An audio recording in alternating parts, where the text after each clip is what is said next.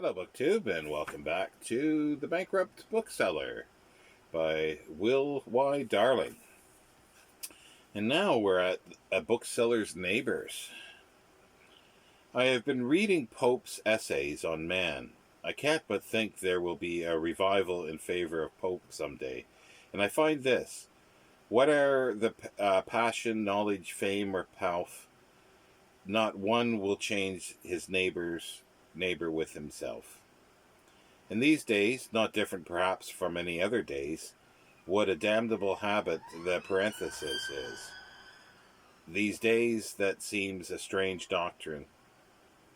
Everyone covets his neighbor's ox or his ass, and many I know delude themselves into believing that they would be better off if they were someone else. It is not true. We are not misfits in life. We get what we deserve. I am a rude determinist in that, if for no better reason than that to believe the country would rot my self-respect. I may be a poor thing, but I am I, and that undaunted self-assertion forbids me the desire to cower into someone else's apparently more comfortable circumstances and strut about, deceiving the world as to my inferiority but cancelling no shred of scrap of my own pitiable meanness from myself. I will not be as my neighbors. I envy none of them, but I will do what I can to love them all as myself. Pliny the Elder, I find him again opposite to my purpose, advises, quote, always act in such a way as to secure the love of your neighbor, end quote. I try, but it is a sore trial.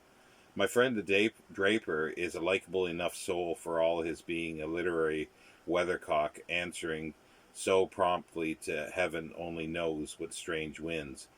He is a hardy-looking fellow. I suppose his wife thinks him handsome, and many of his customers certainly do.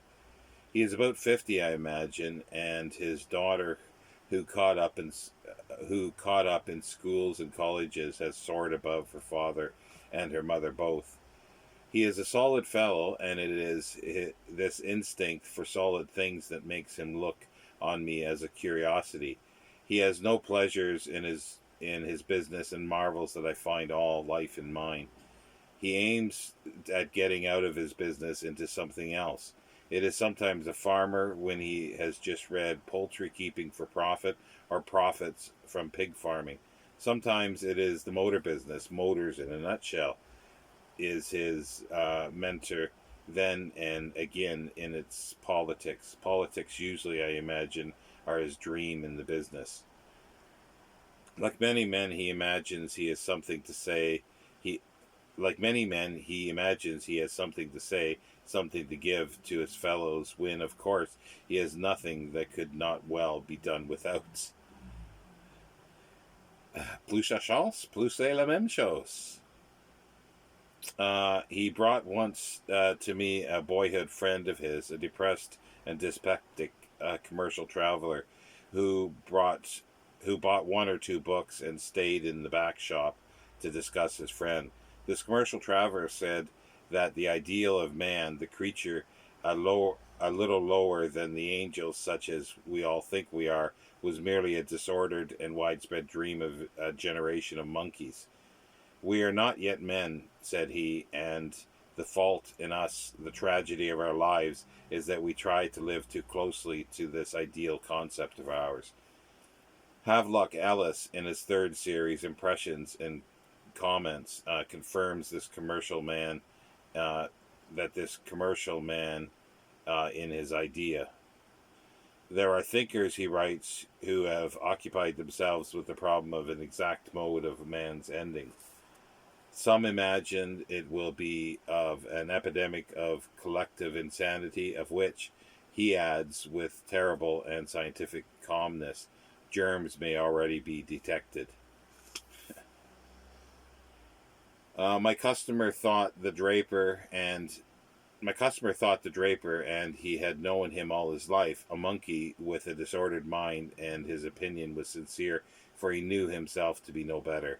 Robert Browning must have felt the truth of this bitter thought, the thought that we are incomplete and yet often blind enough not to see it. Yet he cried, "Make no more half men, God." But the draper is not my only neighbor. There is a fruit merchant who, though no customer of mine, yet is my neighbor in God's sight and the municipalities.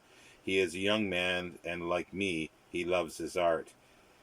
He is as misery as I, as no, he is as miserly as I, and often long after closing time, I see his fat figure a silhouette on his drawn blind, counting his bananas, polishing his pippins, or it may be blending the raisins with the almonds with the skill of a connoisseur. I love him as myself. He is my neighbor. Is it not seemly to so to do? I buy my fruit from him, but he buys no books. I arrogantly think I am superior, but he, as I am suddenly illuminated by the humbling thought, may rightly think me a dealer in second-hand things. Fruit of the earth, is the direct miraculous work of God. Books, alas, God help us, are too often the fruits of all kinds of mental disorder and disease. All that is writ is marred, and he handles more wholesome stuff than I, perhaps. I think of them: Chatterton, Keats, Dr. Johnson, Edgar Allan Poe, Charles Lamb. Oh Lord, what diseased fruits are these, and yet it is their handiwork I handle so lovingly. I see I have no stones to throw, not even plum stones, and my neighbor, the fruitier, who I arrogantly thought was my inferior. There is the baker. He buys books on astronomy, I believe, but I have only sold him one. It was Camille Flammarin's Astronomy for Amateurs, a book I sold with more willingness than most.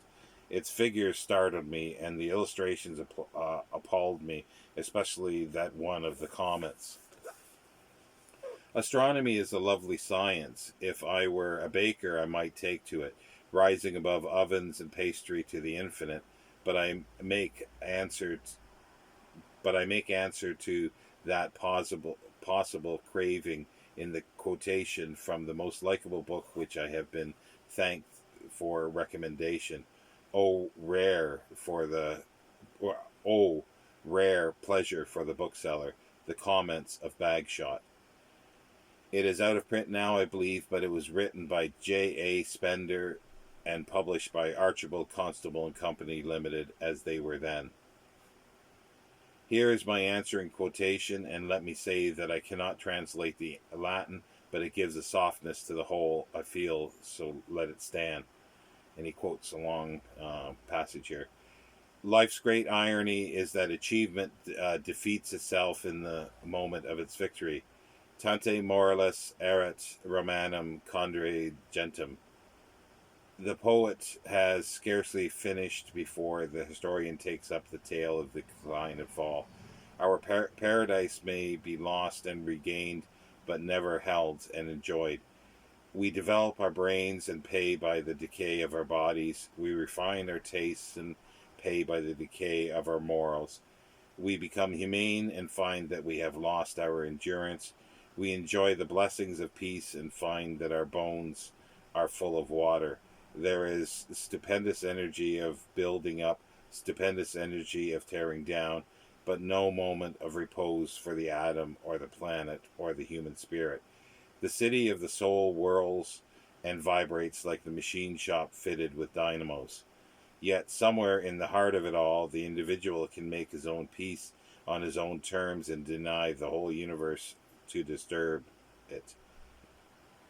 It still matters nothing to me that the Earth and the solar system are whirling through space at a rate of 60 miles a second from no one knows where to no one knows whither. If I may sit in my garden and listen to the bees on a summer afternoon. End quote. I like that about the Earth and solar system are whirling through space at a rate of 60 miles a second. What a thought and what a counterthought. Counterthought, what a shopkeeping compound that is. It recalls me to my counter I have written here too long and must out to the front to see what is doing and what may be sold. That is the neighborly mood. I recollect the great example of the one who was neighbor to him who fell among thieves.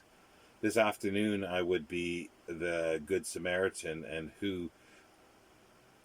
I would be the Good Samaritan to any who want books written by diseased minds for the healing of diseased minds, if you will.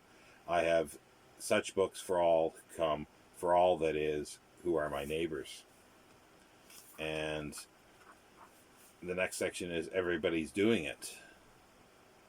Everybody nowadays, if a poor bookseller of very limited capital may be admitted to be judge, writes books or at least a book. It is a bad business for the bookseller. He has to buy them, for his customers ask for them, and he must sell books to live. In revenge, I sometimes think I will write a book, but I am deterred. I will not inflict myself on others. I will keep my little locked within my breast. I will be sunk without a trace. Piles of books which I should have bought provoke these reflections. I turn them over, and the women are the worst, and the remedy, and remember Edward Gibbon. He writes of the time when he meditated authorship, saying words which every publisher might print on the back of his letters, which he has to send when he declined with thanks. Quote, unprovided with original learning, uniformed in the habits of thinking, unskilled in the arts of composition, I resolved to write a book. Edward Gibbon adds that the discovery of his own weakness was the first symptom of taste. It would make an excellent title for any essay, an essay on the discovery of one's own weakness as the evidence of taste. As an evidence of taste. Would be a good title for those authors who follow the reviving fashion of long titles.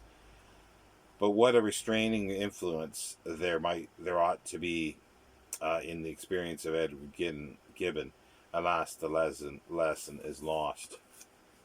A wicked generation seeketh ever some new thing, and the publishers must publish, and the bookseller must booksell in order to live.